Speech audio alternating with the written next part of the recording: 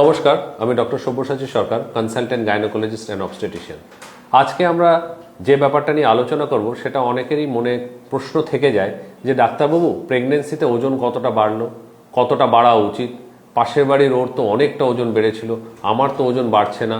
শাশুড়ি মা বলছে আমি কিছু খাচ্ছি না, আমার শরীর দুর্বল হয়ে যাচ্ছে, আমার ওজন না বাড়লে কি আমার বাচ্চা অ্যাফেক্টেড হচ্ছে? প্রথমেই বলি, ওজন বাড়াটা একটা গড় অ্যাভারেজ দেওয়া থাকে, সেটা 10 থেকে 12 কিলো, যেটা আপনারা নেট ঘেটেও অনেক সময় পান, কিন্তু সেটা কিন্তু আইডিয়াল কিছু নয়।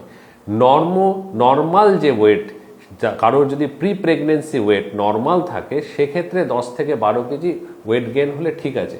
কিন্তু যে মেয়েটার ওজন প্রি প্রেগনেন্সিতে অনেকটাই কম ছিল, ধরুন কারো প্রি প্রেগনেন্সি ওয়েট 35 থেকে 40 কিলো, তার কি 10-12 কিলো ওজন বাড়লে হবে? না, হবে না। আবার ধরুন কারোর 100 কেজি ওজন ছিল প্রি প্রেগনেন্সি আসার আগে, তাহলে কি তার আরও 10-12 কিলো ওজন বাড়বে? না, সেটাও ঠিক না। সুতরাং ইন্ডিভিজুয়ালাইজ করতে হবে, জেনারেলাইজ করলে হবে না। পাশের বাড়ির কি হয়েছে জেনে কোনো লাভ নেই। যেটা জানতে হবে যে প্রথম 3 মাসে আমরা ওজন নিয়ে খুব একটা বেশি বদার হই না।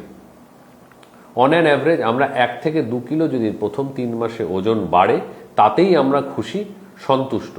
কিন্তু যদি ওজন নাও বাড়ে বা 500 গ্রাম ওজন কমেও যায়, সেটা নিয়েও ভয় পাওয়ার কিছু নেই, যদি অন্য কোনো সিমটম যেমন হাইপারএমেসিস গ্র্যাভিডারাম বা অতিরিক্ত বমি এইসব যদি না থাকে।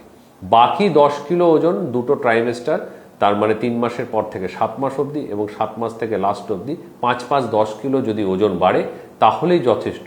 কিন্তু সেটা নর্মাল প্রি প্রেগনেন্সি ওয়েট থাকলে।